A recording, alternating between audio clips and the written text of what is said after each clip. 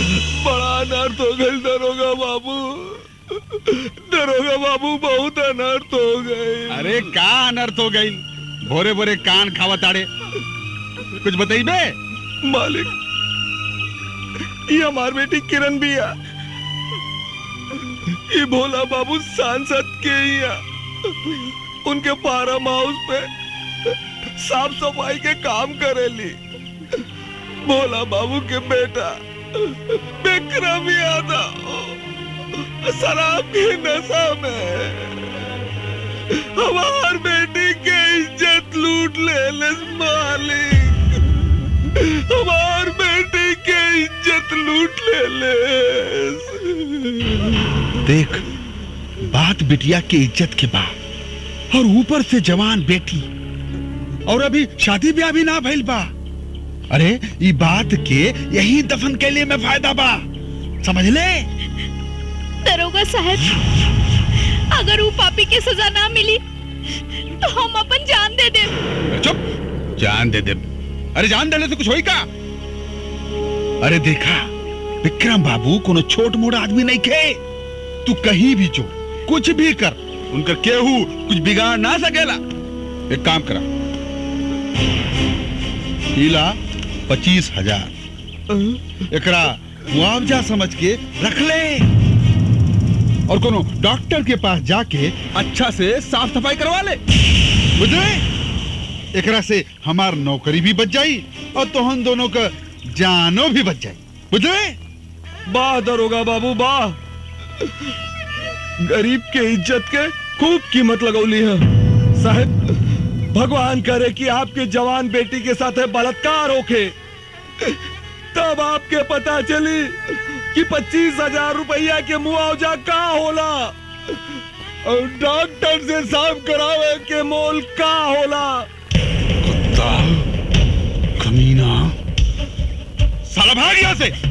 खुरम चला, तो के जहां जाके बोलेगे घूम घूम के बोल।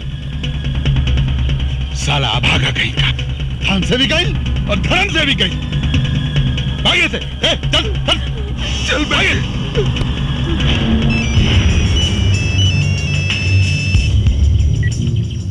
हाँ दरोगा। अरे वो साला तो 25,000 रुपया ठुकरा के चल गई। जा दे साले के। अरे बाप बेटी थक हार के या तो घर में बैठ गया सन, ना तो कोनो नदी में कूद के जान दे दिया सन। अच्छा ठीक है। अब विक्रम बाबू, 25,000 रुपया का क्या करी? तू अपन उपहार समझ के रख ले दरोगा। थैंक यू विक्रम बाबू। आज तो लगत बा कि हमन का पार्टी पक्की। कौन कलयुग आ गइल बा। गांधी सुभाष के देश में दिन दहाड़े अत्याचार हो रहे बा। अगर हमके इंसाफ ना मिली तो हम अपन जान दे दे। ना बेटी ना, जान तो ओकर जाई जे कुकर्म कैले बा। तोहरा का इंसाफ मिली। एसपी साहब, ये सब का हो रहल बा? एक गरीब मजलूम बच्ची की इज्जत के तार तार हो गए, और करे वाला जनप्रतिनिधि भोला यादव का बेटवा। और अत्याचार इतना कि FIR तक दर्ज ना भाई। भैया, एगो लड़की तोहरा आगे हाथ जोड़ के निवेदन करतारी, वो पापी के सजा दिलवाई। हम ओकरा के हाथ जोड़नी, पैर पकड़नी, रोईनी, गिड़गिड़ाईनी, लेकिन वो हमरा के बर्बाद करके छोड़ दियलस। भैया, अगर वो पापी की सजा ना मिली तो हम आत्महत्या कर ले। आत्महत्या कर ले भैया। ए बहन, यहाँ आवा। तू हमके भाई कहलू है ना? हाँ। चिंता मत करा। थाना के नाम बतावा। गोविंदपुर थाना साहब। रामायण। जी सर। गोविंदपुर थाना में फोन लगावा। अरे हेलो, थाना गोविंदपुर। हाँ, SP पवन सिंह बोल रहा हूँ।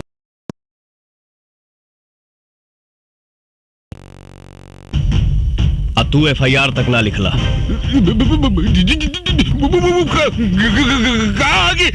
जबान हलक से खींच के कमर में बांध दे। हमारा हलवानी जितना देर में वहां पहुंची एफआईआर तैयार रखिए। और सुन, विक्रम बाबू कहां मिलेंगे उनका पता लगा के रखना।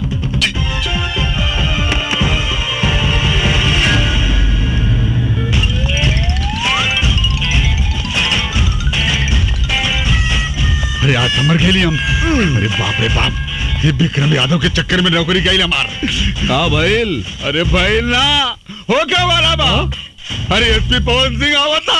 अरे वो अपनी बिटिया के लेके एसपी ऑफिस चल गए। अरे बाप रे बाप, मर गई आज।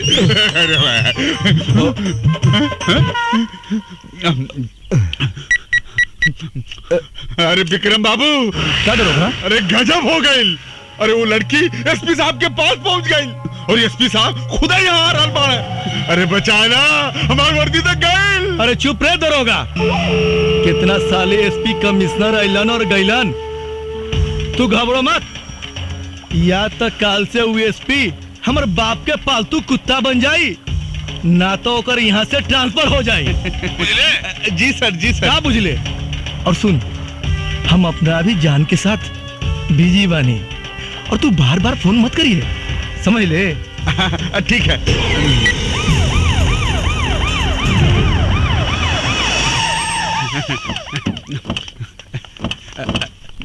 जय हिंद सर।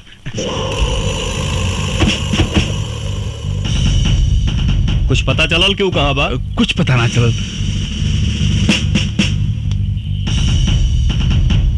ते एफआईआर काहे ना लिख ले? बोल नहीं तब। खौफ सर, खौफ। किस बात का? नौकरी का सर। खौफ के साए में रहने वालों को वर्दी पहनने का कोई हक नहीं। कहां मिलेगा वो? हमका नहीं पता सर। तुमको सब पता है। अपन मोबाइल हमके दे।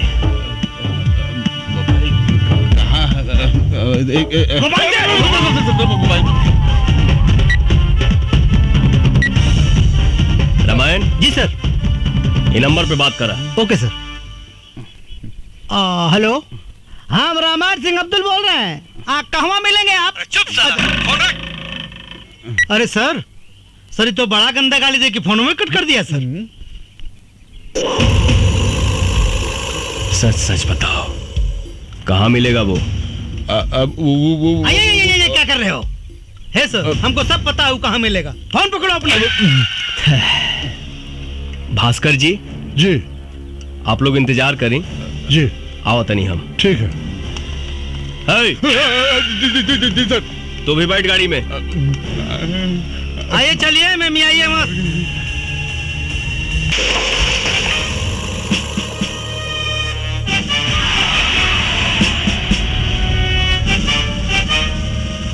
बाहर निकल। बंगला पे आ जाइए, तोर बख्शीश मिल जाई हो जा। चल जो यहाँ से।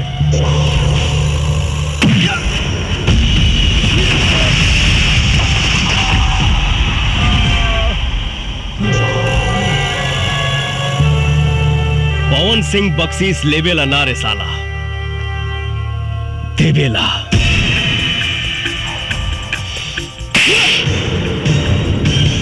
ये रहल होली और ये रहल दिवाली। बाकी सब त्योहारन के बख्शीश यहाँ थी कि हवालात में। अपन वर्दी के रोब दिखाओ तारा।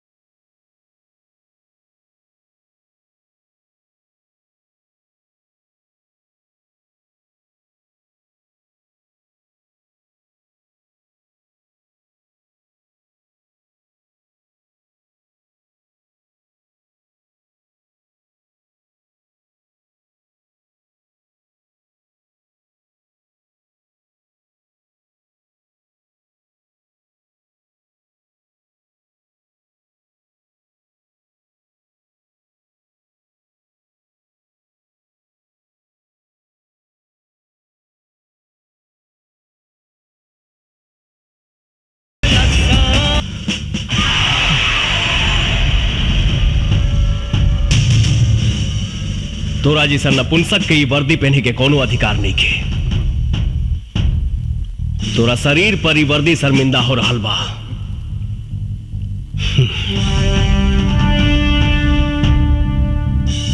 आप जाइए यहां से। आपसे तो हम बाद में बात करेंगे। एसपी, तू हमार बाप के पावर के नहीं जाना। तोरा के सरेआम सड़क पर नंगा करके ना घुमानी तो हम अपन बाप के औलाद है की। अरे साला, एक बाप के औलाद अगर ते रहते तय कोई इज्जतदार लड़की के साथ ऐसा घिनौना हरकत कबो ना करते। तोरा ये बहुत महंगा पड़ी एसपी।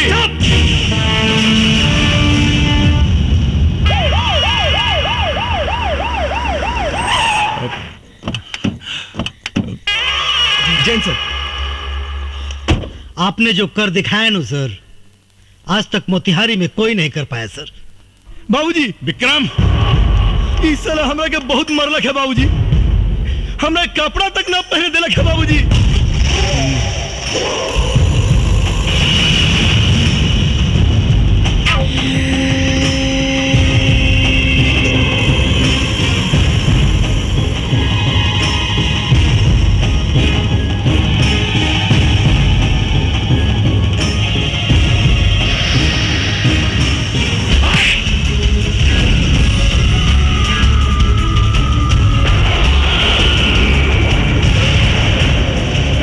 माननीय सांसद जी, हथवा उखाड़ कर आपके पिछवाड़ा में घुसेड़ देंगे। लाइसेंसी गुंडा है हम, का समझे? तोरा हिम्मत कैसे भइल हमरा बेटा के अंदर करे के? कुकर्म कैले बा और बेटा कवन कुकर्म कैले बा? बलात्कार। बलात्कार? हाँ, एगो गरीब बेबस लड़की के साथ है। का सबूत बा तोहरे पास? वो देखी, सामने बैठल भी है बेचारी। झूठ बोल के हमारा बेटा के फंसा रहल बा इस साली। सांसद जी, एकर फैसला तो अब कोर्ट में हुई।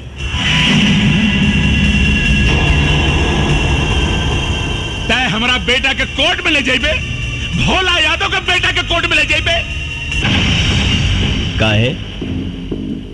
कानून भोला यादव के घर के नौकर है का? यही समझ ले। कल 10 बजे तक तोर सस्पेंशन लेटर तोरा टेबल पे होगी।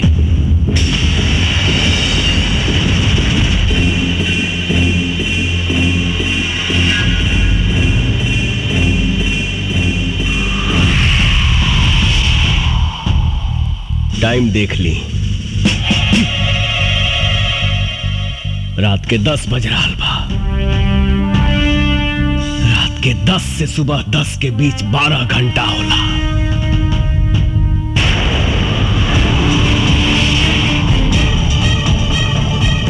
और ही 12 घंटा में घंटा के हुमाई के लाल नहीं खे जे हमरा के कार्रवाई करे से रोक ले।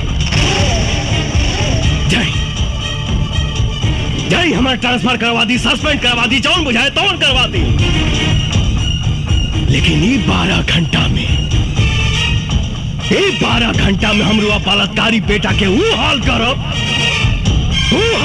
कि भविष्य में बलात्कार करना तो दूर, इसको मुतने के लिए भी शिलाजीत खाना पड़ेगा।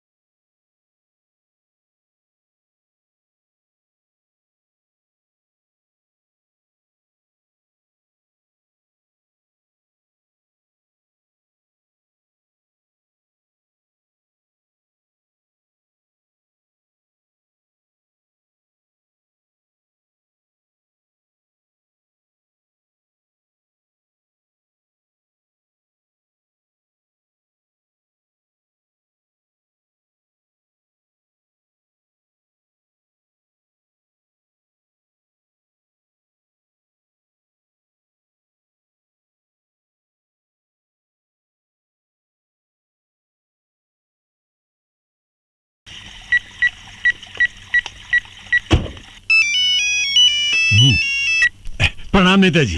अरे डीआईजी साहब, रउआ पटना में बैठल बानी और यहाँ एसपी पवन सिंह हमारा बेटा विक्रम के अरेस्ट करके गोविंदपुर थाना में बंद कैले बा। अरे जल्दी कुछ करी, न तो रात भर हमारा मुन्ना के टॉर्चर करी, टॉर्चर। जल्दी कुछ करी। का बात करता नहीं सर, वो साला की इतना हिम्मत रही, हम अब ये बात करता नहीं। अरे जे भी करे जल्दी करी तत्काल। हाँ रउआ अकेले आ गइल बानी, हमर बिटवा कहाँ बा? कहा कि हमार बिटवा पता ना कुछ खाइल होई के ना, हमरा के अपन बिटवा चाहिए। अरे हम कोशिश कर रहे बानी, तोहार बेटवा 2 घंटे में तोरे पास आ जाई, तू घबरा मत। चल भीतर चला चला। नहीं, रउआ अकेले घर आ गइल बानी। वो एसपी पता ना हमार बिटवा के का हाल करी। अरे तू चुप रहबू कि ना? देख लो ना, हम डीआईजी साहब से बात कैली ना, डीआईजी साहब से बात है। चला तोहार बेटवा हम कहता ना 2 घंटे में तोरे पास आ जाई। खामखा रोज हमारा दिमाग खराब मत करा। चला हमके अपन बिटवा हाँ मिल जाई, 2 घंटे में तोहार बेटवा तोरे पास आ जाई। हम पूरी कोशिश कर रहल बानी। चला चला भीतर चला चला।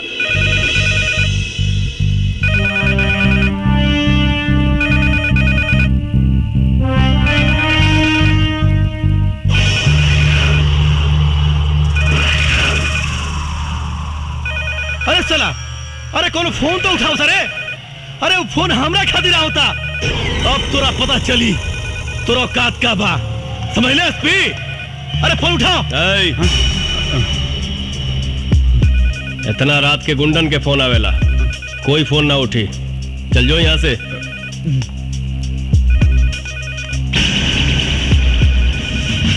तू हमरा के बर्बाद करके छोड़ दियलस भैया। अगर वो पापी की सजा ना मिली तो हम आत्महत्या कर ले। 10 बजे तक तोर सस्पेंशन लेटर तोरा टेबल पे होगी।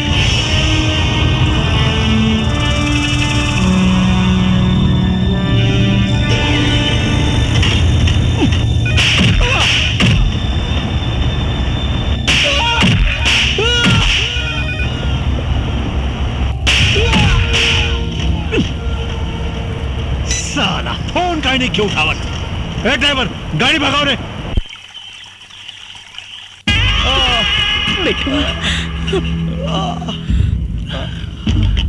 हम अपन मुन्ना के शरीर पे बचपन से लेके आज तक एक खरोच भी बर्दाश्त ना कैली, और उस साला मदर जात 2 पैसा का औकात वाला एसपी हमरा मुन्ना के शरीर पे इतना घाव दिलस ना। ई घाव हमरा मुन्ना के शरीर पे ना दिले बा, ई घाव हमरा दिल पे दिले बा, दिल पे। बाबूजी, हमरा एसपी के लाश चाहिए, लाश।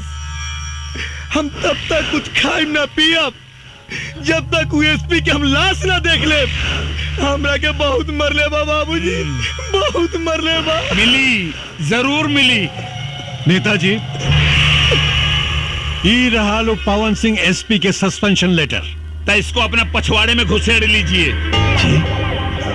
उस ससुर हमारा बेटा के जानवर की तरह पीटा है, हम उसको कुकुर की तरह तड़पा तड़पा के मारूंगा। हे डीआईजी, अब उसका ना तो सस्पेंशन होगा और ना ही ट्रांसफर।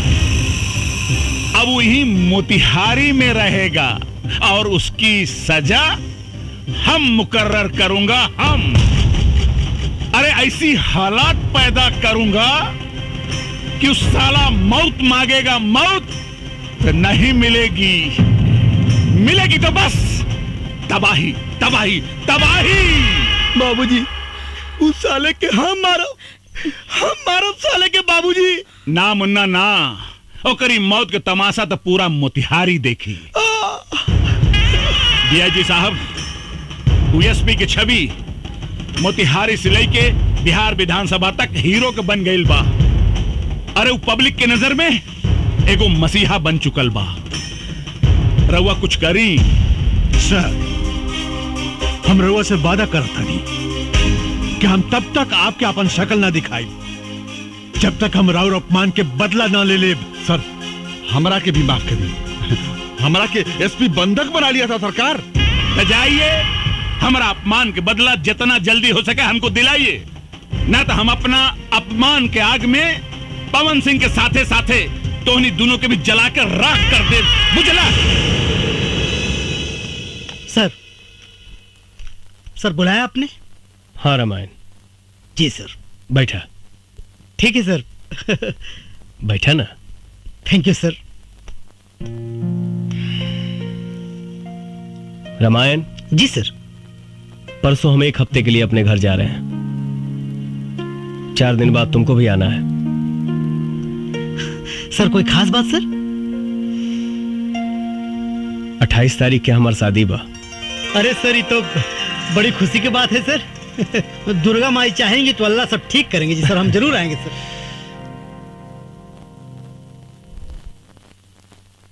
रामायण। जी सर। तुम बहुत अच्छे हो। थैंक यू सर।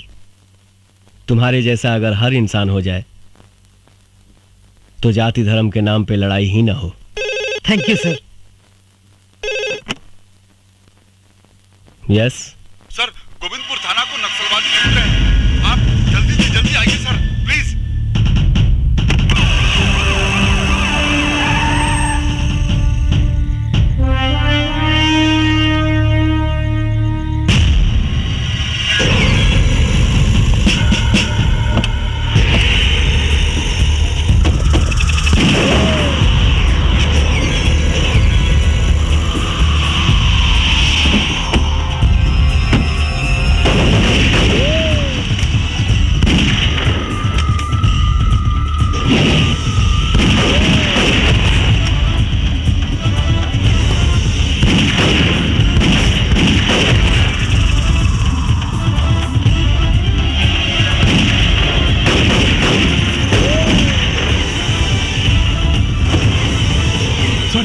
मुगल सर, सब हवलदार मारे गए सर।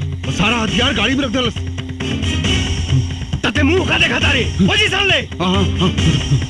रामायण। जी सर।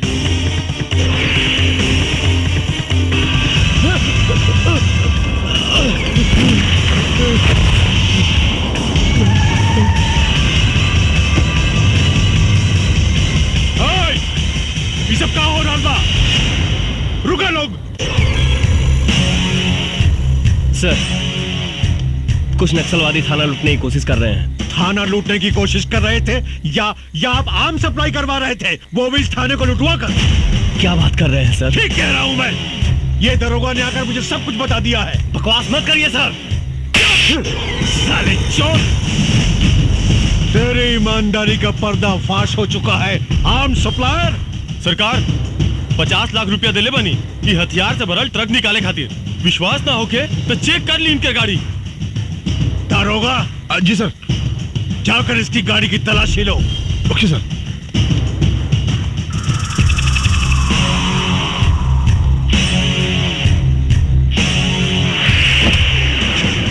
मिल गई बैग। सर ये देखिए, ये है बैग।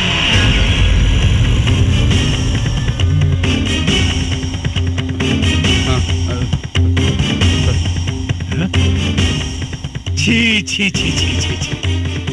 पैसा कमाने के लिए कोई इतना नीचे गिर सकता है? दरोगा। जी सर। छीन लो इसका आर्म्स।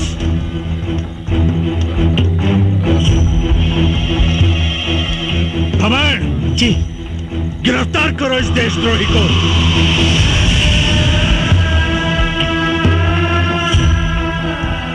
देख क्या रहे हो? जी जी सर। गिरफ्तार करो इस देशद्रोही को।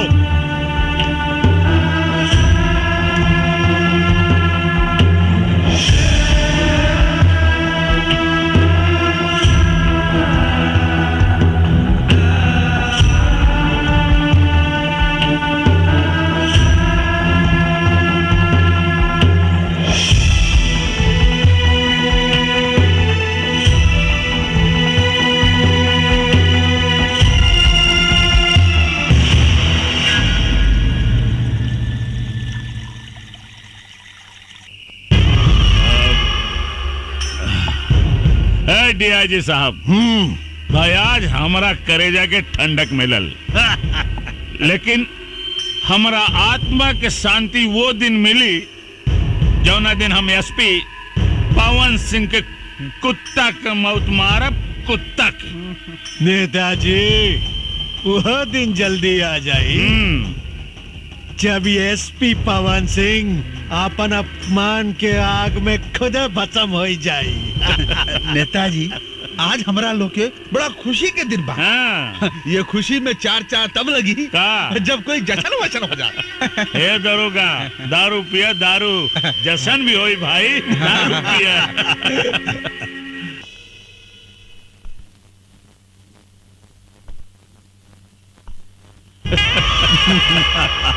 हे एसपी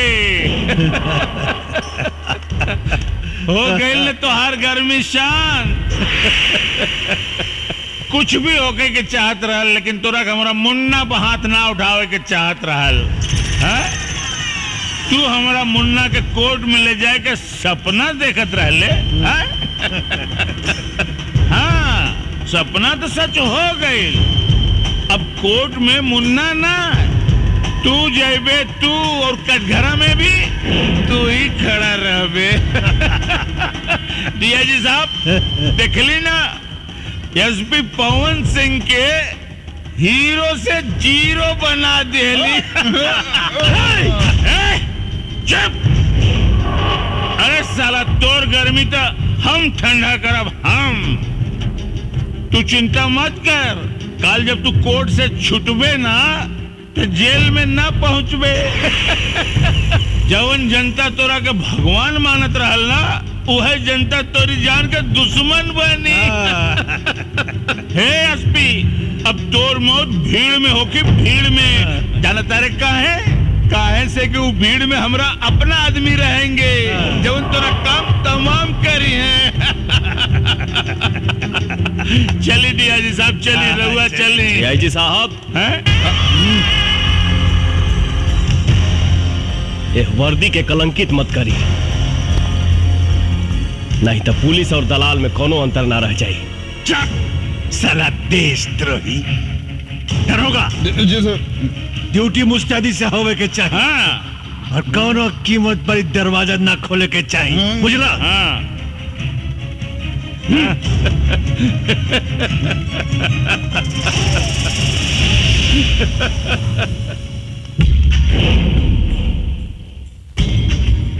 माननीय एसपी साहब, देखी ना पासा कैसे पलट गई। अभी कुछ देर में विक्रम बाबू आ रहे हैं। जैसे आपने उनकी सेवा की थी ना, वैसे ही आपकी सेवा वो आज करेंगे। सॉरी सर।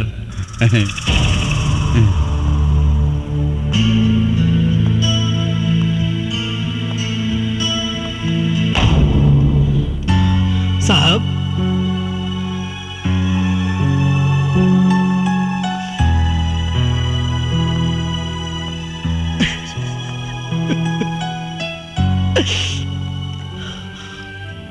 बेगुनाही के सबूत देवे खातिर हमरा यहाँ से निकल के पड़ी।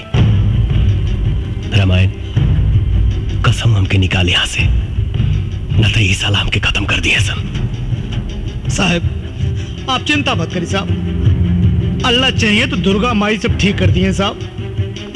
रामायण क्या खुसर पुसर चल रहा है? खुसर फुसर का चलेगा सर, साहब को खाना देने आए। ठीक है, साहब खाना खा लीजिए। ना रामायण, आपकी भाभी ने बड़े प्यार से भेजा है सर, खा लीजिएगा प्लीज।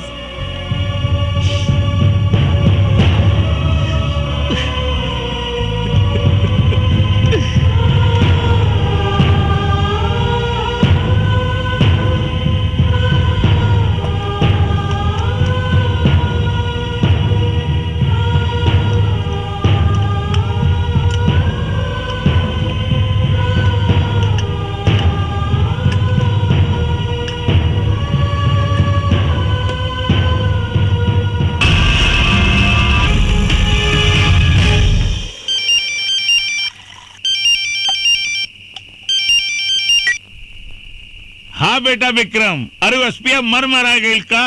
अरे मार मार के सारे का हाथ गोड़ तोड़ दी है, छोड़िए मत। अरे का मारी बाबूजी? अरे केकरा के मारी? उ साला एसपी तो ताला तोड़ के भागिल बा। भाग गई? हाँ बाबूजी। अरे पीछा कर सारे के, गोली मार दे, बचे के ना चाही। हम बढ़िया होता नहीं, हम बढ़िया होता नहीं। हाँ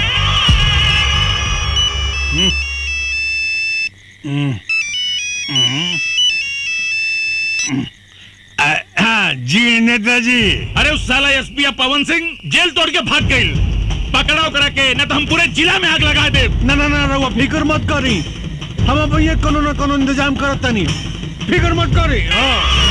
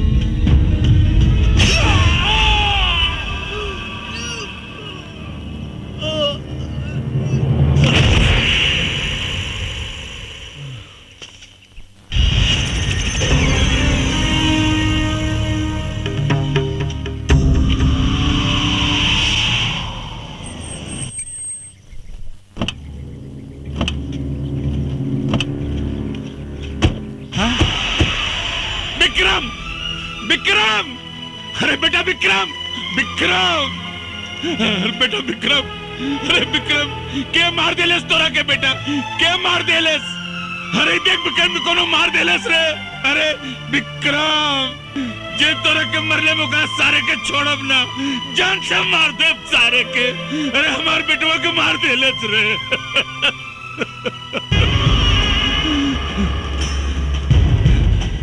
एसपी पवन सिंह हम तोरा के जान से मार दे सारे हम तोरा के ना छोड़ा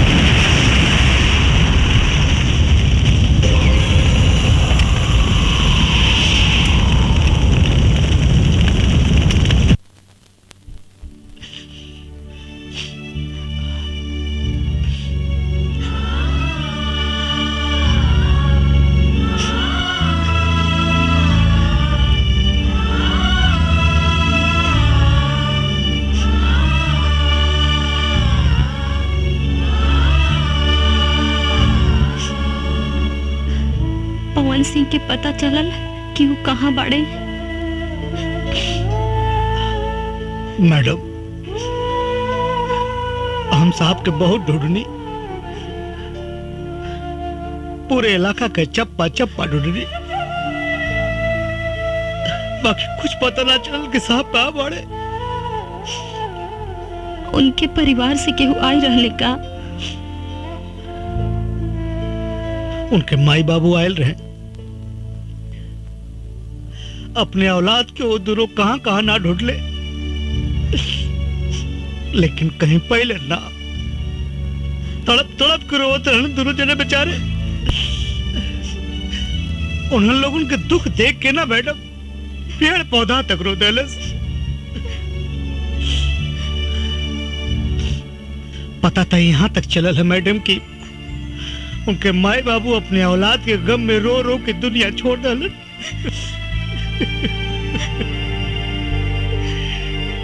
आखिर पवन सिंह गईले कहाँ? कुछ पता ना मैडम, लोग कहे कि मर गए पवन सिंह। नहीं, मेरा पवन कभी नहीं मर सकता।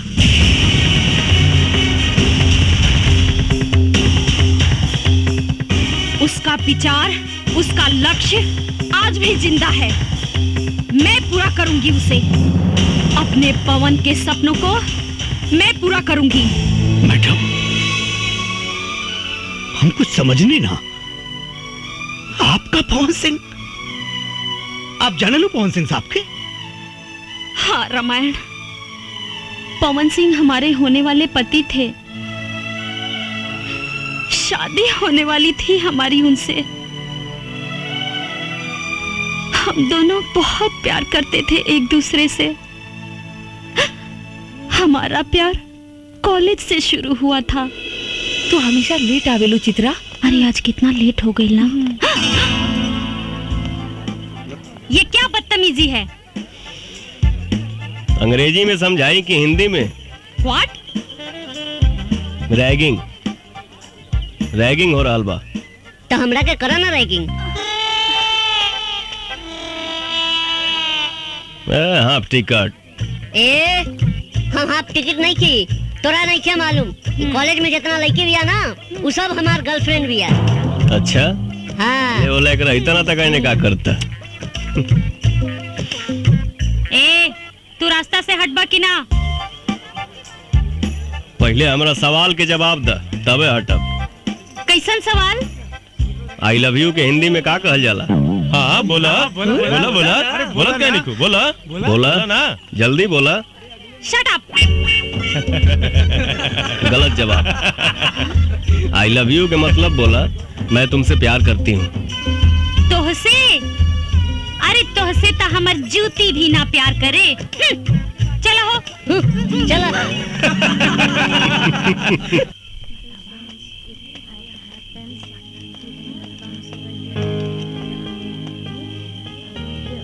का सोचा तारू चित्रा? वो लड़का के बारे में इतना सोचा तारू तू? एक बात कही छोटू। हाँ बोला। वो लड़का सही मायने में मर्द बा। वो लड़का तोरा कहीं दिल चुरा के तो ना ले गई? हमरो कुछ ऐसे नहीं बुझाता। अब तो लागता कि हमरे के कुछ करे के पड़ी। तू चला हमरा साथे। चला। कहाँ? चला ना, सब बतावता नहीं। चला।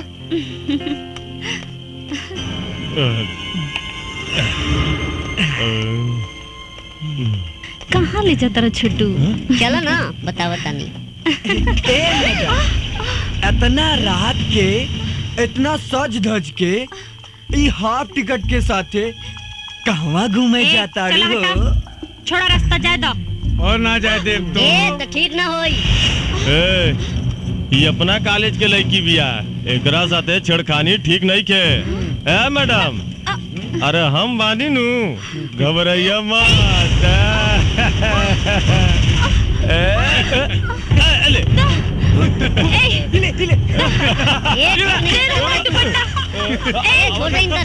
अच्छा ना हुई रे। दुपट्टा दे दे रे।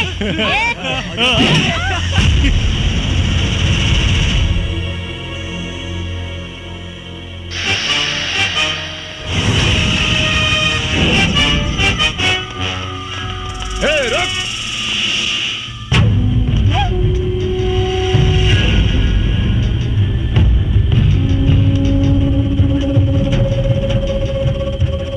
कॉलेज में पढ़ाई करे आइल बड़ा लोग, पढ़ाई करा जा, लड़की बाजी ना।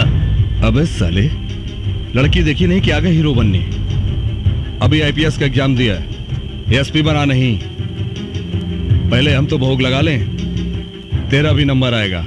हाँ? चल लाइन में आ जा।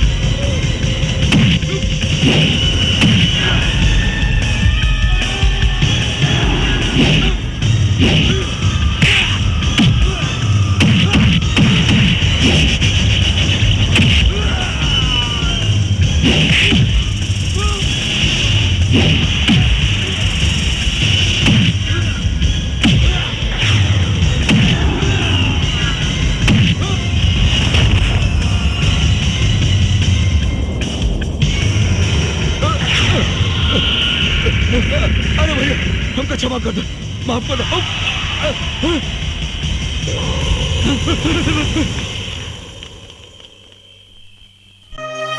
चित्रा जी।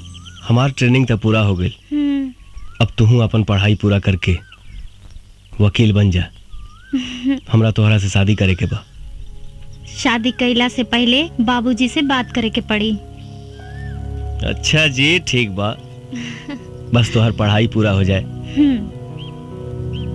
और हम कुछ दिन चार्ज लेके अपन ड्यूटी संभाल ली। ओकरा बाद तो हम तोहरा बाबूजी या माई से हाथ मांगे जरूर आई। मन तो करता कि हम हूँ रउआ साथे चली, लेकिन का करी, समाज के इतना बंधन बा।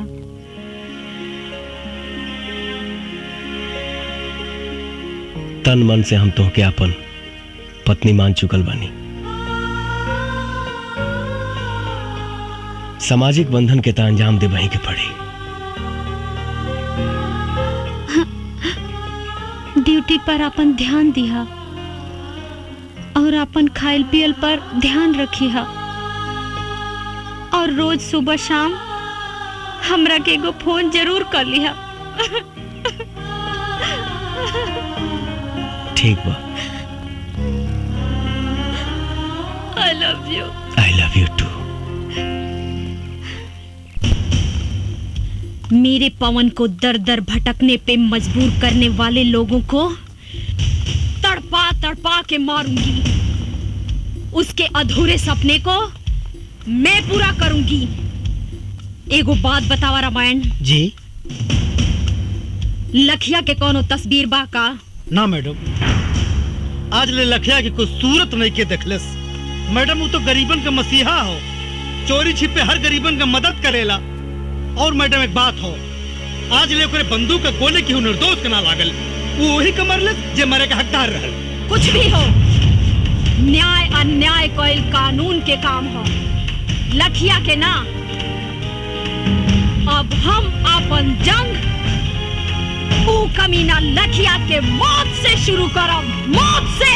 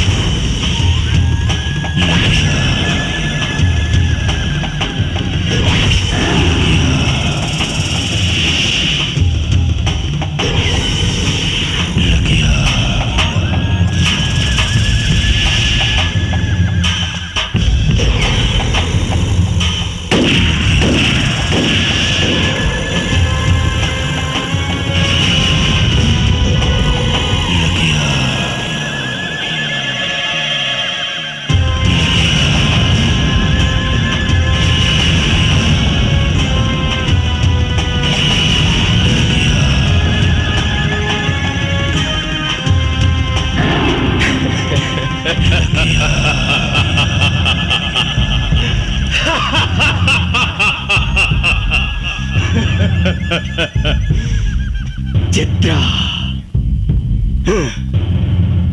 ये कौन चित्रा है रे? एक चित्रा वो थी जो मेरी जान थी, और ये दूसरी चित्रा कौन है जो मेरी जान की दुश्मन बनी हुई है?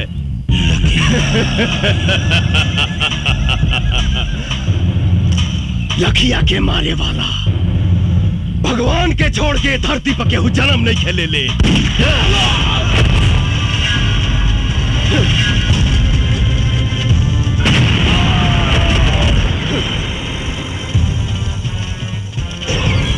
पुलिस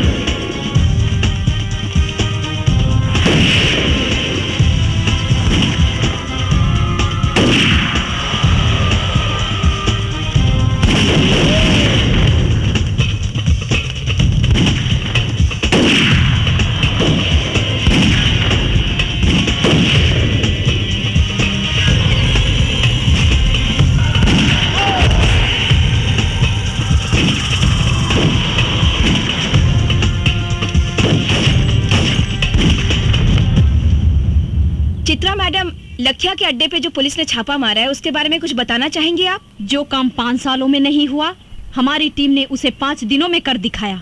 लखिया का अड्डा खत्म हो चुका है, वो बहुत ही कमजोर पड़ चुका है। बहुत जल्द ही वो पकड़ा भी जाएगा। हमने दूसरा अटैक उस पे करने का ऐलान भी कर दिया है। या तो वो प्रदेश छोड़ देगा, नहीं तो वो मारा जाएगा।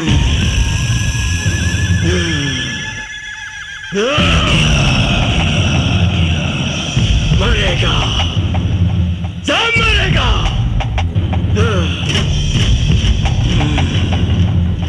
भोला यादव मरेगा, चित्रा मरेगी, DIG मरेगा।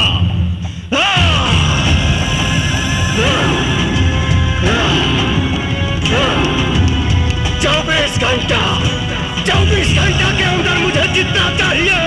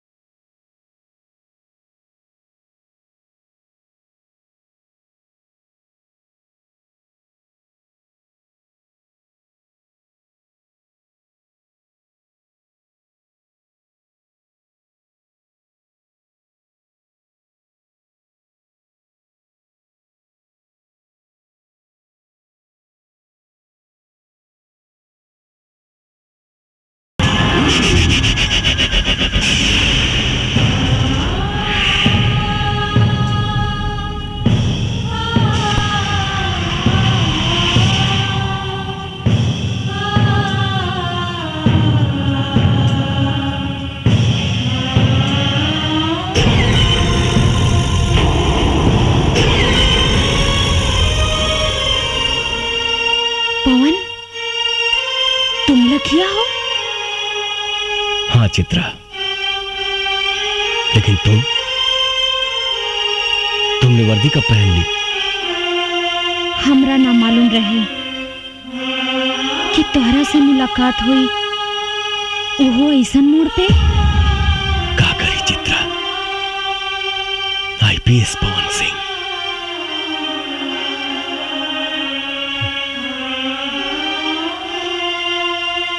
हालात हमके नक्सलवादी बना देलस। हमरा भी तो हर अधूरा सपना पूरा करेला वर्दी पहने पे मजबूर होके के पड़ल पवन। लेकिन पवन, कम से कम एक बार तो हमरा बारे में सोचता। अरे कम से कम एक बार हमरा से तू मिले तो आई रहता।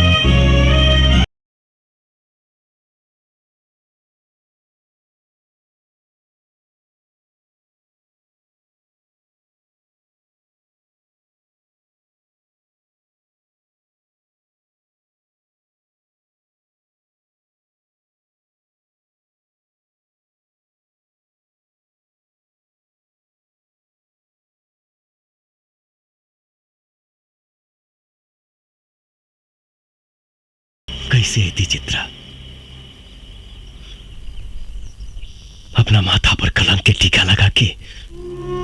अपना चित्रा पे तो भरोसा रखती हैं आप। आज भी बा।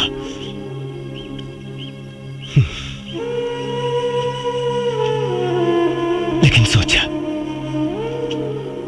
जौना लेखा के माई बाप अपना लड़का की याद में रो रो के मर गई और वो अभागा अपना माई बाबूजी के चिता में आग तक ना लगा पौलस। हम तोहरा के काम होते गई थी, मर गई एसपी पवन सिंह। नया जन्म भइल बा हमार। लखिया हई हम, लखिया। लेकिन एकर अंजाम के परवाह मौका करेला, मर्द ना। तू हमार हीरो बाड़ा पवन। हम चाहतानी कि तू सरेंडर कर दा। हम तहरा के बेगुनाह साबित करवाई।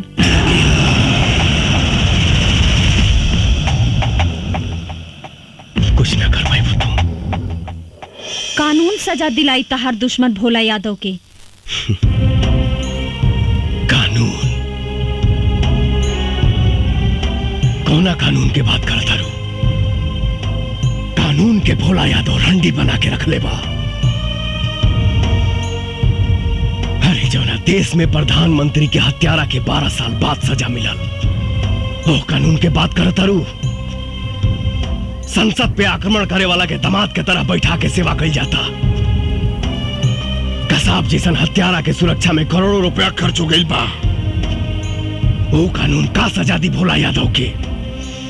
हमरा तोहरा कानून पे भरोसा नहीं खे। बहुत जल्द भोला यादव जेल के अंदर हुई पवन।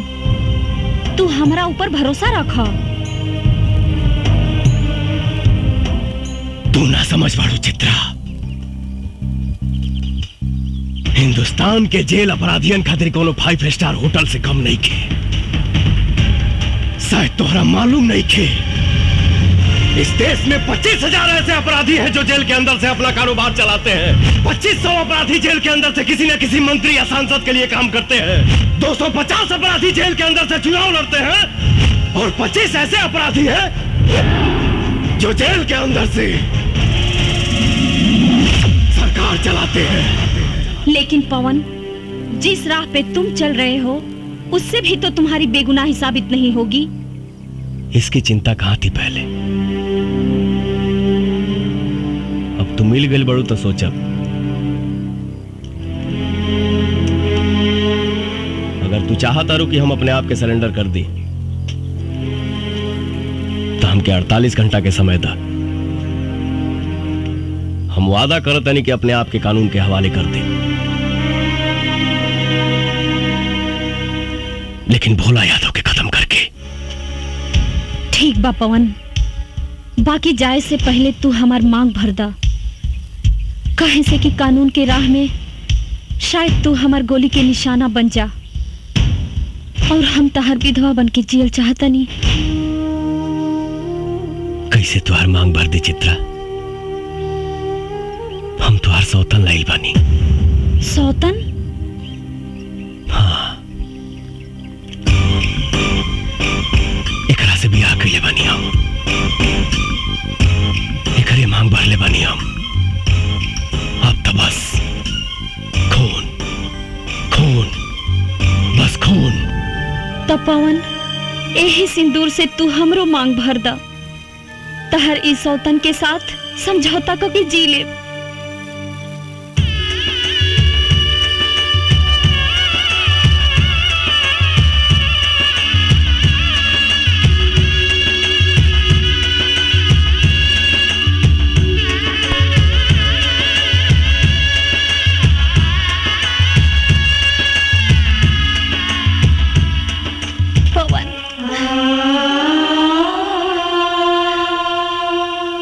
एसपी चित्रा, आप जहाँ कहीं भी हो हमें सिग्नल दें। पुलिस चारों तरफ से जंगल को घेर चुकी है। आप हमें सुन रही है तो सिग्नल दीजिए।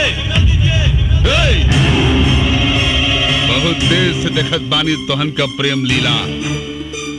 अब पुलिस आ गई बा। तोहन के कहानी खत्म। ए चित्रा, तनिक भी चालाकी के लेकर कोशिश कैली तो तोहन के लव स्टोरी का द एंड यही हो जाई।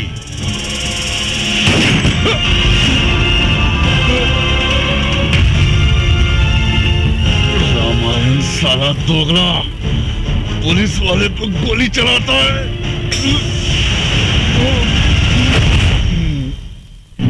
क्या करें दरोगा साहब, हम तो जन्मजात दोगले हैं, लेकिन एक बात याद रखिएगा, रामार सिंह अब्दुल सब कुछ कर सकता है, देश के साथ गद्दारी नहीं। और तुम साले गद्दार हो।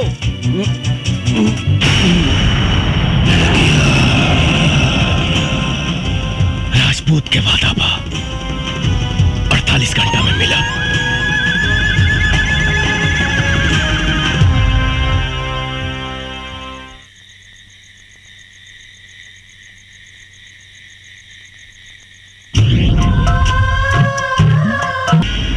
घंटे के अंदर भोला यादव का खात्मा। एसपी चित्रा का दावा कि 48 घंटे के अंदर लखिया को जिंदा गिरफ्तार करेंगी, लेकिन लोगों का कहना है कि लखिया ने आज तक किसी बेगुनाह को नहीं मारा। किस वजह से लखिया भोला यादव के पीछे पड़ा है, ये लोगों के बीच एक बहुत बड़ा सवाल बना हुआ है। आज तक लखिया ने जो फरमान जारी किए हैं वो उसे पूरे किए हैं। अब ये देखना है कि इस बार लखिया अपने मकसद में कामयाब होता है या नहीं। कोई कुछ भी साफ साफ बता नहीं पा रहा है, लेकिन सबको इंतजार है पूरे 48 घंटे पूरे होने का। अब देखना है एसपी चित्रा लखिया को पकड़ने के लिए क्या क्या प्लानिंग्स करती है। क्या एसपी चित्रा से किसे पकड़ पाएगी या नहीं? क्या लखिया अपने मकसद में कामयाब होगी? टीवी पर अखबारों में आपको अपना फोटो देखकर बहुत अच्छा लग रहा होगा ना। क्या जरूरत थी लखिया को उंगली करने की? अरे कोनो काम करने से पहले ओकर रणनीति बनावे के पड़ेला। रणनीति बना बना के 5 साल बीत गए। लखिया के एगो तस्वीर भी निकाल पाऊ नहीं रहो लोग। अरे हम तक कम से कम इतना तो कह दिहनी कि वो आत्मसमर्पण करे के ऐलान कर दिहलस। लेकिन भोला यादव के जान से मारे के धमकी भी दे ले बा। जी मंत्री जी, जल्दी हमारे बंगले पास जाओ। जी सर, मैं अभी आता हूँ। मंत्री जी का फोन था, मैं बाद में तुमसे मिलता हूँ।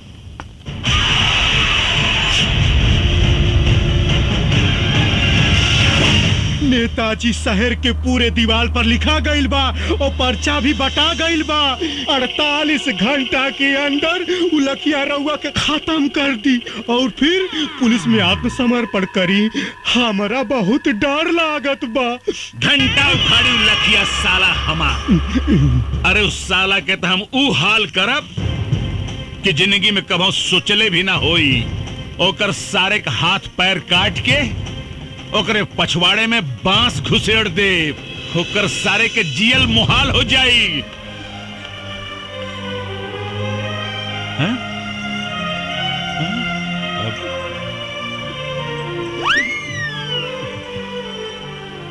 अरे का कह रहल बाड़ू? रउआ के जान के बड़ा खतरा बा। भगवान रउआ के रक्षा करी। हम ओकरा खातिर भगवान से मन्नत मांग ले बानी।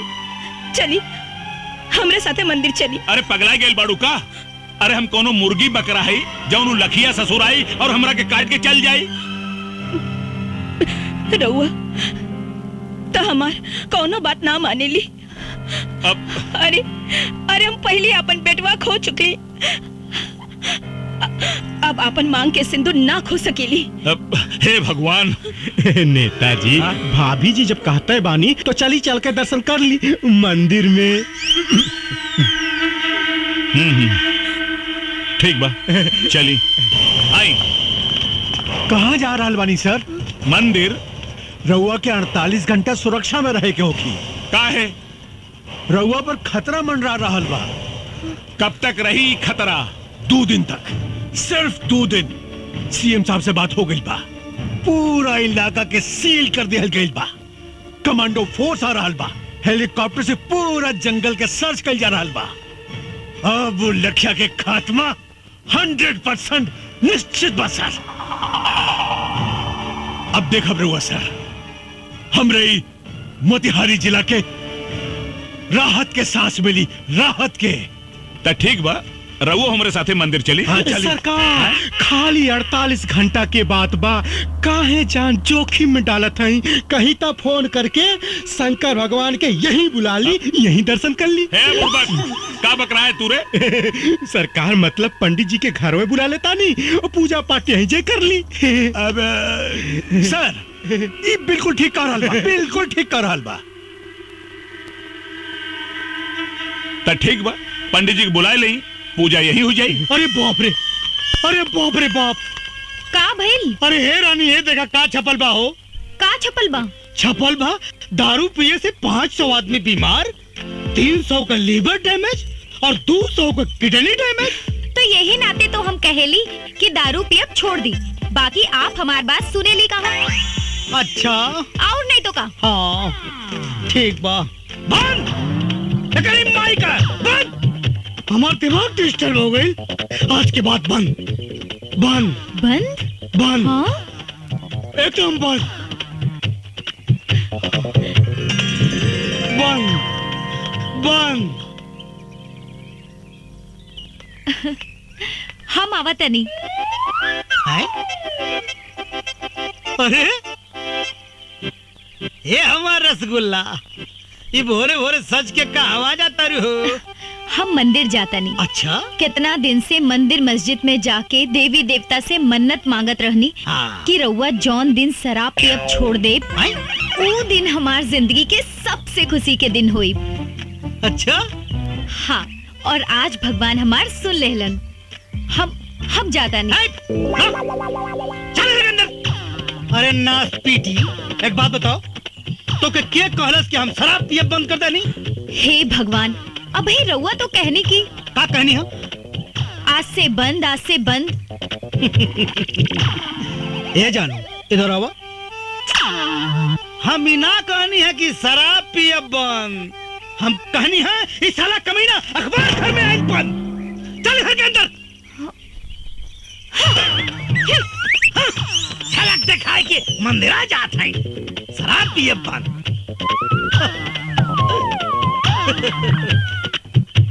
जियला अगर जरूरी बा तो पियला बहुत जरूरी बा।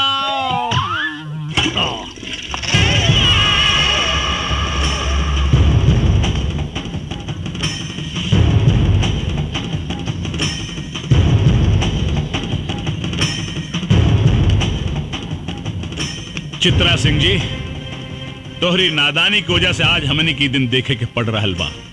अरे हमरा के तो पूरा विश्वास बा कि तोहार और लखिया के कोनो जरूर 60 गांठ बा।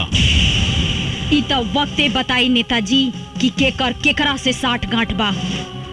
लखिया कोनो चीन और अमेरिका से हथियार ना मंगावेला। ये तो आप लोगों का शासन प्रशासन ही इतना कमजोर है कि आप लोगों के हथियार से आप लोगों से ही लड़ रहा है। चित्रा! चिल्लाई मत, खाली जवाब दी। अगर लखिया पुलिस से टक्कर ले रहल बा तो ओकरा पास हथियार आवेला कहां से? तुम्हारे कहने का मतलब है कि प्रशासन उसे हथियार सप्लाई करता है? जी हाँ, शासन प्रशासन के कुछ गद्दार लोग जिनका पर्दाफाश बहुत जल्द होगा।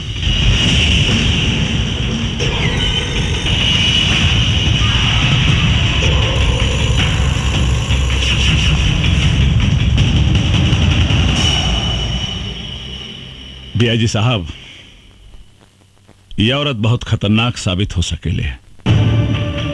एकरा के कुछ करे के पड़ी। सर आप चिंता मत करी, एक करता हम वो हाल करब कि केहो के जिंदगी भर मुंह दिखाए लायक न रह जाए।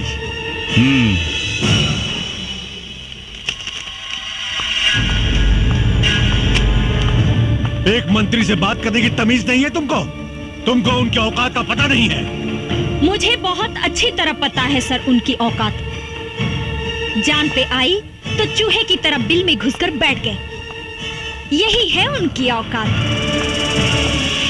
तुम्हें मालूम है वो तुम्हारा क्या कर सकते हैं? वर्दी उतरवा सकते हैं बस, और वर्दी का डर आप जैसे भड़ुओं को है, हमको नहीं। चिल्लाइए मत। आप जैसे गद्दार पुलिस ऑफिसर की वजह से पनपता है ये आतंक, होती है अराजकता। वरना पुलिस अपने पे आ जाए तो अपराधी अपराध करने के बारे में सोचने से पहले ही मुंह देगा। तुम हद से ज्यादा बढ़ रही हो चित्रा।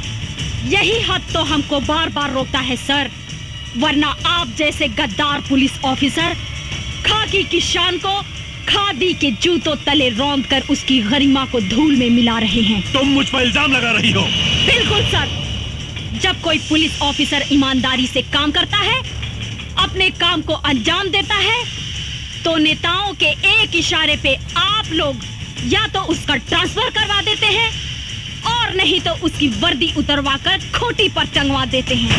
तुमको इस बात का अंदाजा है कि तुम किससे बात कर रही हो? जी हाँ, एक पुलिस ऑफिसर कम, दलाल ज्यादा हैं आप। उतरवा दूंगा तुम्हारी मैं वर्दी चित्रा। आप क्या उतरवाएंगे वर्दी को? अरे भाड़ में जाए ऐसी वर्दी जिसे पहनकर घुटन महसूस होती हो। इंतजार कीजिए, 48 घंटे में ये वर्दी आपके सामने होगी। लेकिन इसी 48 घंटे में मैं आपको दिखाऊंगी कि वर्दी की ताकत क्या होती है। लखिया को जिंदा मैं पकड़ कर लाऊंगी, ये मेरा वादा है।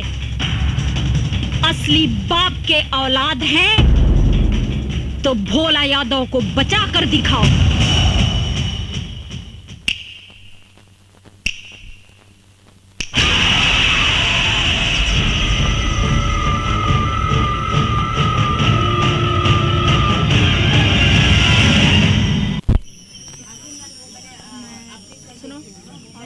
अच्छा, कैमरे की लेंस सारा सही से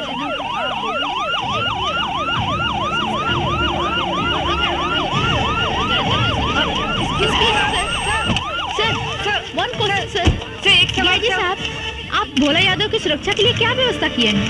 भोला यादव की सुरक्षा पूरी तरह से हो रही है। परिंदा पर भी नहीं मार सकता। लेकिन कब तक? बहुत जल्द हम लखिया को जड़ से खत्म कर देंगे।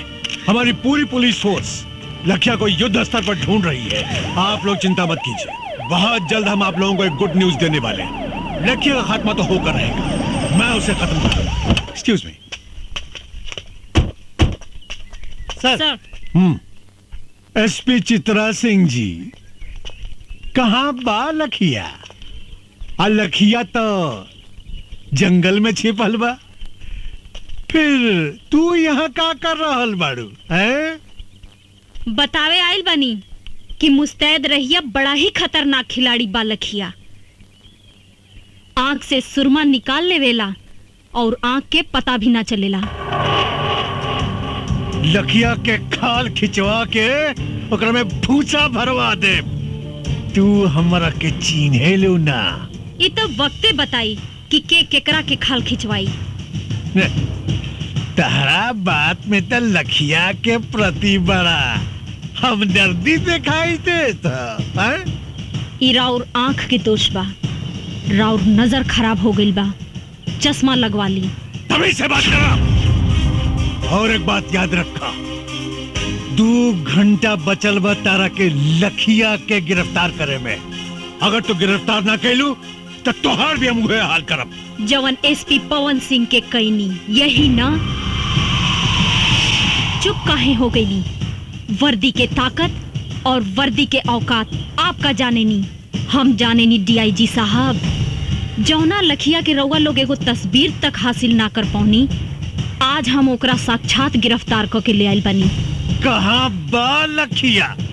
तारा जेब में ना, राउर बाप भोला यादव के स्वागत में बा। चल के देख ली।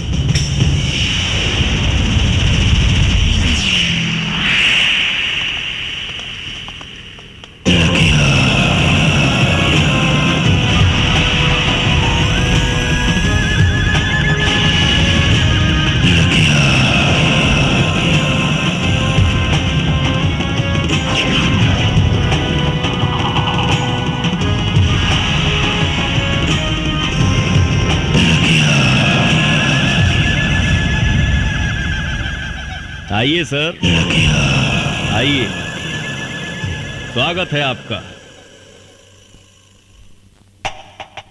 का भइल सर?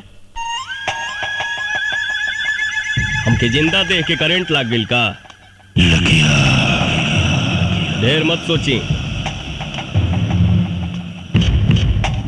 हम ही हैं पवन सिंह उर्फ लखिया।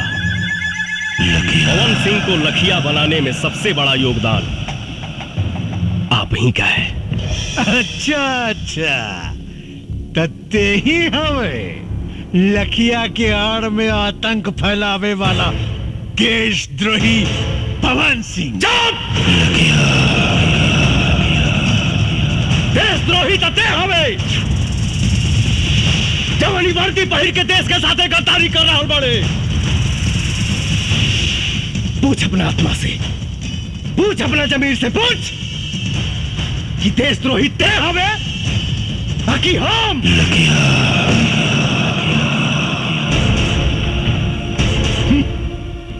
रस्सी जल गई मगर ऐठन ना गई।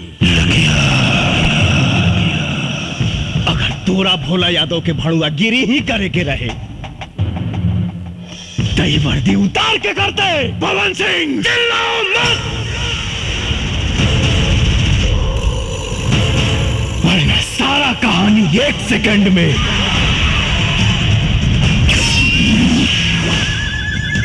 खत्म कर दे।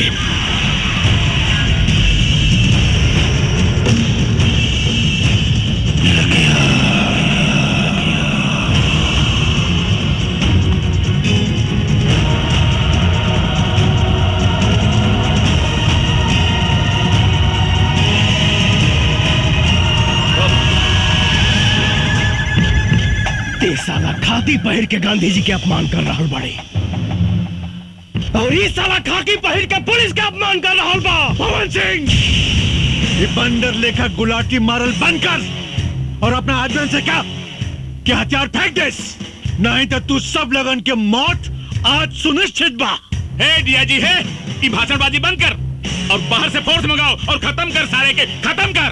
खत्म तो हम तोड़ा के करब रे तो संसद में बैठ के देश के सौदा कर रहा हूं। रुक जा पवन सिंह, नहीं तो गोली मार दे। अरे तुम मुंह का दिखाता रे, मार गोली मार। शेरनी के दूध पियले बानी, पवन सिंह के मारे ला करेजा चाहिए। भोला यादव के कुत्ता ऊपर फेंकल रोटी खाए वाला साला हमरा के का गोली मारी।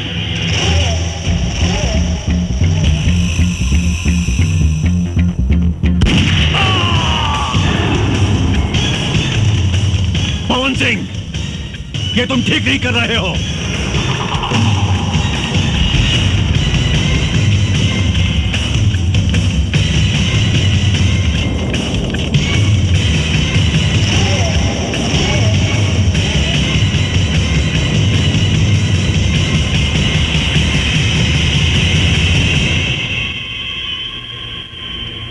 एसपी पवन साहब, आप ही लखिया हैं?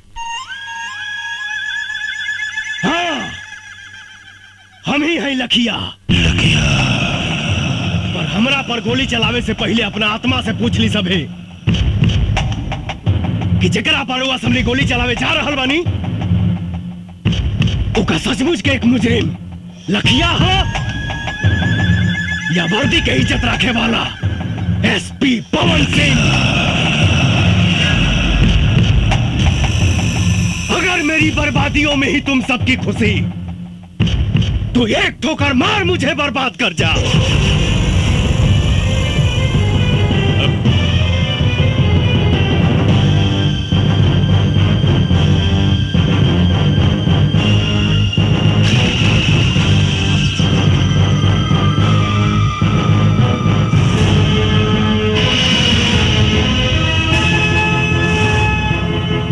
सर, हमने आपके जैसा ईमानदार पुलिस ऑफिसर नहीं देखा सर। हम आपके ऊपर गोली नहीं चला सकते सर। सर, अगर आप जैसे पुलिस ऑफिसर पर गोली चलाऊंगा तो घर जाके अपने बच्चों को क्या जवाब दूंगा? आप पर गोली चली तो हिंदुस्तान में भ्रष्टाचार और आतंक खत्म कर देने वाला आप जैसा ऑफिसर बनने की कोई भी हिम्मत नहीं करेगा सर। बंद करो ये बकवास। It's my order, shoot him. Sorry sir, हमें लखिया को मारने का आदेश मिला है, एसपी पवन सिंह को नहीं।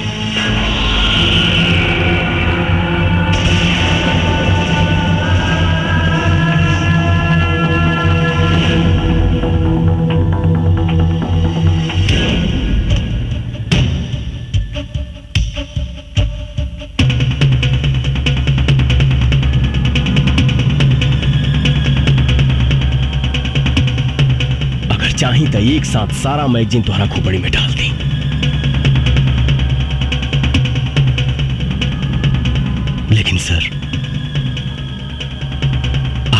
समस्या का समाधान नहीं। समस्या है भ्रष्टाचार, आतंक, और इसे हम पुलिस वाले ही खत्म करेंगे।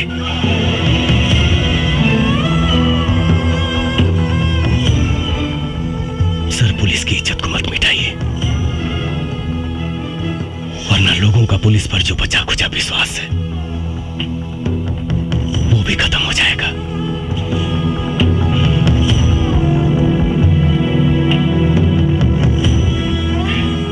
आपकी आने वाली पीढ़ी थूकेगी आप पर। सर, मैं ही अकेला भारत मां का बेटा नहीं हूं, आप भी उसी मां की कोख से जन्म लिए हैं। फिर आपका खून काला कैसे हो गया सर? बचा लीजिए इस वर्दी की गरिमा को, प्लीज। बस बस, मुझे अब और शर्मिंदा मत करो। इस हरामजादे नेता के हराम की कमाई खा खा कर मेरी आंखों पर पट्टी पड़ गया था। आज तुमने मेरी आंखें खोल दी, मेरे ज़मीर को जगा दिया है तुमने। मेरा दिल आज तुम्हें सैल्यूट करने को कह रहा है। आज सैल्यूट यू। मैं भूल गया था कि मैं भी एक देश का सिपाही हूं। ऐसे भ्रष्ट नेता जो देश को खा खा कर बर्बाद कर रहे हैं, आखिर नुकसान तो हमारा ही है ना। पवन, मैं इस वर्दी की कसम खाकर कहता हूं कि चाहे अंजाम जो कुछ भी हो, आज के बाद सिर्फ और सिर्फ मैं इंसाफ के लिए लड़ूंगा। वाह वाह वाह वाह, आपस में बड़ा भाईचारा फूट रहा बा। ए डीआईजी, मत भूल, तोर औकात एक होम गार्ड के भी ना रहल। तोरा के डीआईजी हम बनौली हम। अगर हम तोरा के बना सकीला ना तो तोरा के मिटा भी सकीला। हमारा से गद्दारी तोरा के बहुत भारी पड़ी।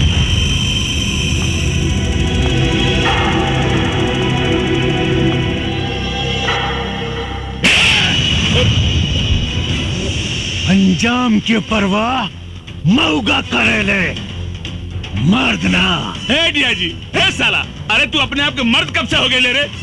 जब से तोहरे जैसन मऊगा के साथ छूटल, अब मर्द के साथ मिलल।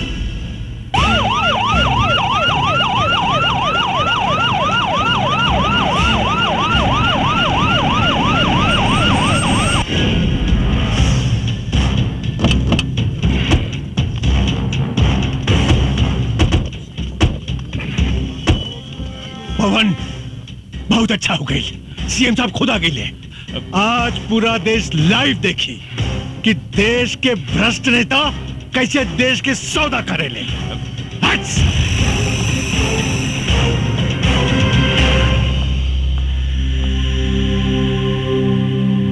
ये क्या हो रहा है डीआईजी? भोला यादव सुरक्षित तो हैं? जी सर, भोला यादव बिल्कुल सुरक्षित है, लेकिन लखिया ने उन्हें अपने कब्जे में ले लिया है।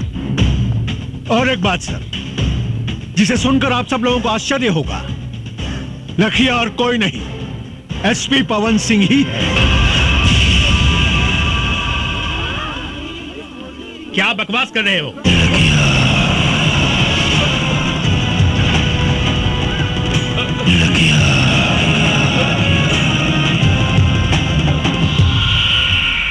बकवास ना सीएम साहब, ये सच्चाई है। जी हाँ सर, भोला यादव के कहने पर ही मैंने थाना लुटवाने का नाटक किया। पवन सिंह की गाड़ी में मैंने ही पैसे रखवाए। पवन सिंह निर्दोष है सर, बल्कि सच्चाई तो यह है कि इन सारे गुनाहों की जड़ ये भोला यादव है। सारे घर कहानी तो हम कब के खत्म कर दिले रहती, लेकिन हम के वो दिन के इंतजार रहे कि अगर सच्चाई पूरा देश देखे। पर नक्सल बनकर तुमने जो अपराध किया है उसका क्या? नक्सलवाद समाज की पैदावार नहीं है सर, राजनीति की पैदावार है। और ये भोला यादव इस प्रदेश का सबसे बड़ा हथियार माफिया है।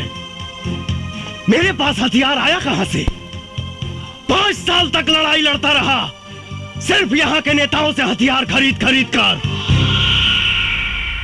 झूठ बोल रहा है सीएम साहब, ये हमको फंसाना चाहता है। अरे भगोड़ा है, जेल तोड़ के भागा हुआ है।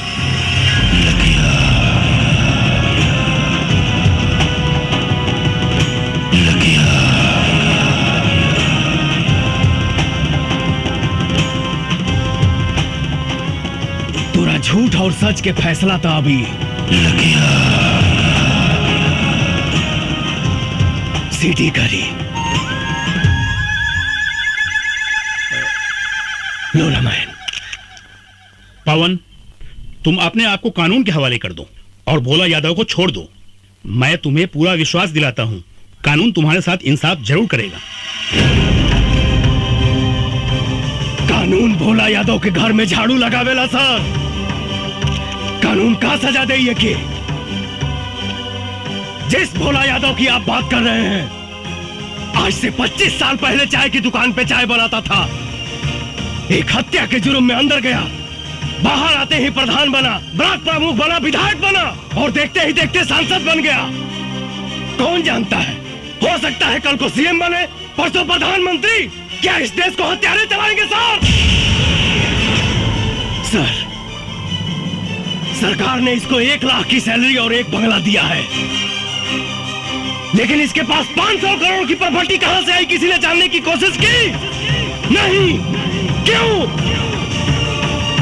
सर, सच्चाई तो यह है कि इस देश को खतरा पाकिस्तान से नहीं, इस देश को खतरा चीन और जापान से नहीं, इस देश को खतरा है तो सिर्फ और सिर्फ यहाँ के नेताओं से है।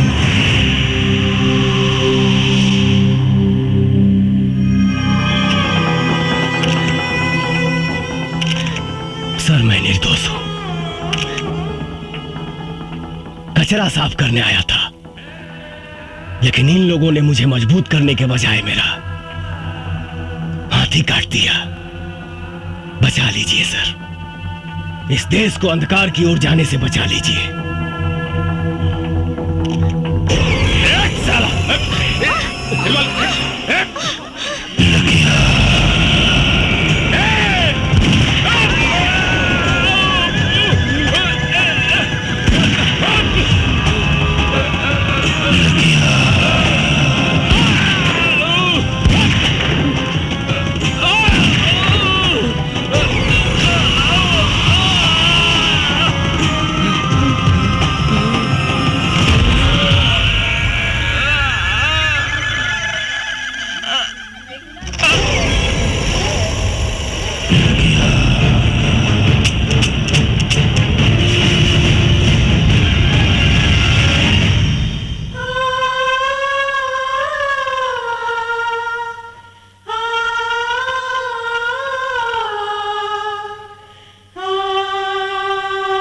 एसपी पवन सिंह ने वर्दी न पहनकर भी वर्दी वाला काम किया है।